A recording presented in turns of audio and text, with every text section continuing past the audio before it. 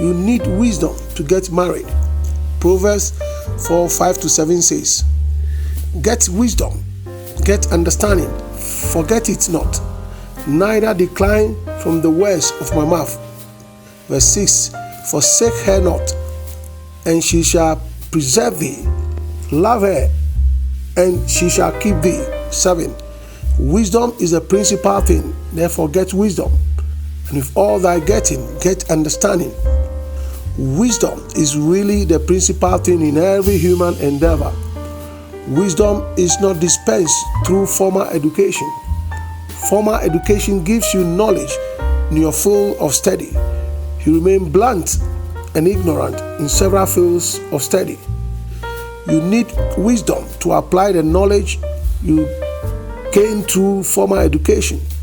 Wisdom is experiential knowledge acquired or imparted to you through reading or listening to the infallible Word of God. We have the wisdom of man postulated by men and women who have distinguished themselves in their fields of specialization. But what does the Bible say about this kind of wisdom in 1 Corinthians 1:22-25? It says, "I will turn conventional wisdom on its head. I will expose so-called experts as crackpots." So where can you find someone truly wise, truly educated, truly intelligent in this day and age? Hasn't God exposed it all as pretentious nonsense? Since the world, in all its fancy wisdom, never had a clue when it came to knowing God, God in his own wisdom took delight in using what the world considered damp preaching of all things to bring those who trust him into the way of salvation. The Bible says the foolishness of God, as it were, is wiser than the wisest man ever. There are many a young, single, good-looking, educated, intelligent, hard-working, smartly dressed, affable men and women who have not been able to get married. There are equally countless number of such persons who are married but has failed to remain married. Marriage is not taught in formal education at any institution, whether at basic, secondary, or tertiary level. The family, through informal education, has the sole prerogative to guide its members, but has failed woefully. Being born again and knowing and reading a few scriptures here and there is not enough to get married and remain married. You must have wisdom to get married and to remain married. Bible says in 1 Corinthians 7:4 that the marriage bed must be a place of mutuality.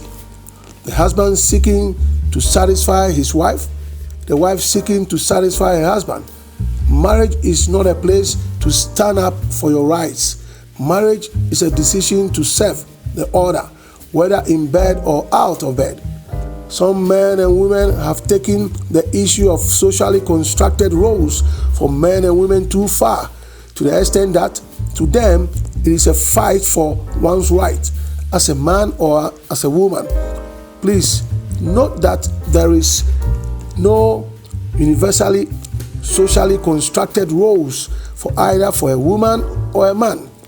These roles are culture specific or limited to class and society. Do not swallow hook, line, and sinker what you read, hear, or watch from cultures, societies, or social classes different from yours. You need wisdom to get married and to remain married. It is about consensus building through dialogue. Study the infallible Word of God to know God's wisdom concerning marriage. Read books on marriage written premised on the Word of God. Talk to persons with exemplary marriage life premised on the Word of God. Do not be deceived. You may have a makeshift relationship with some semblance to marriage as instituted by God. That's the wisdom of man which is inferior to the wisdom of God.